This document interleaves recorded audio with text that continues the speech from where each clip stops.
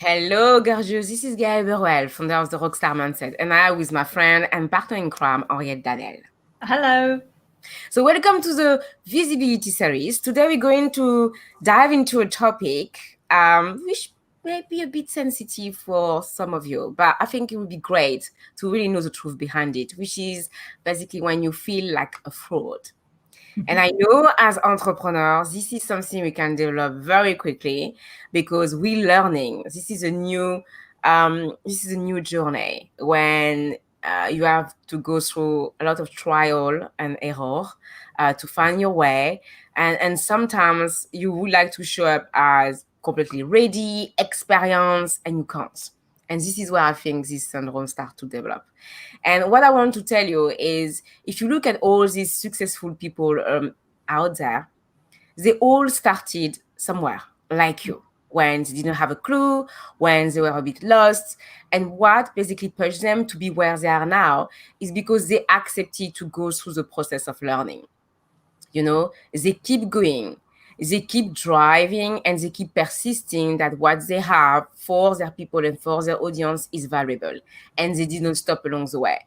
So it's really a question of persistence, determination, and a big bucket of love for you, because this is a journey. You're not a finished product, like Joel Austin would say. You are a work in progress. And you have to accept this. It's a question of self-acceptance as well, to know that it's only along this journey that you're going to be in a position to be an expert.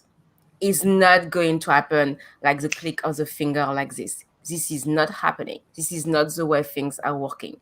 Even when you're studying for something new, you know that basically there is a start, a middle, and an end. Is exactly the same. And this is a way for you really to overcome this feeling of being a fraud, because you're not. You're a beginner, you're a student, you're a learner, but you are in a position when you can already help people with your knowledge, with your experience, with your stories. And this is priceless. I'm telling you, people out there, this is what they want to hear, because they can see sometimes, and most of the time we see successful people and everything, but we don't know all the truth. We have some glimpses of what they did or what's happened to them, but they're not telling you all the truth. That's it. So share your experiences, your stories, and really give yourself some love along the process. Okay. Yeah, I think you nailed it on the head there. I don't have anything to add. No, I honestly agree with what Gaelle is saying in more ways than one. Especially if you're starting something new in your business, or even if you're just starting a business, it is a new experience. It is a new journey that you're going on. And then you do have that imposter syndrome. You do think, who am I to do this? And if you do show up, I need to be an expert. Everything needs to be perfect. I've been there. Guyana's been there. We've all felt like that.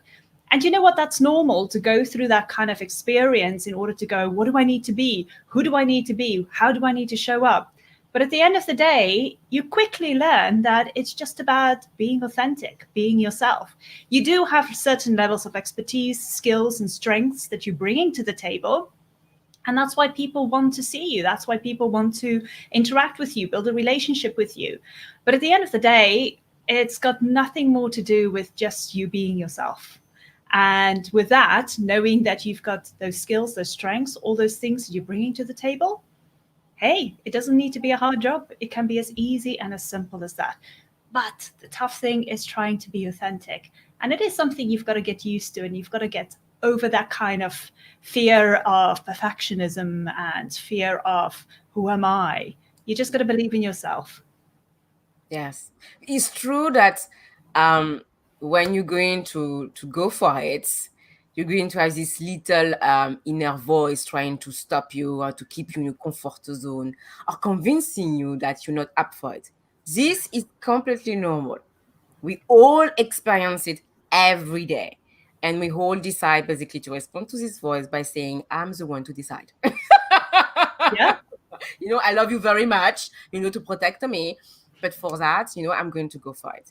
This is a way, basically, you have to go and you have to start somewhere, especially when you feel like You need to have tons of diploma and I'm telling you, there are some people, they don't have one diploma.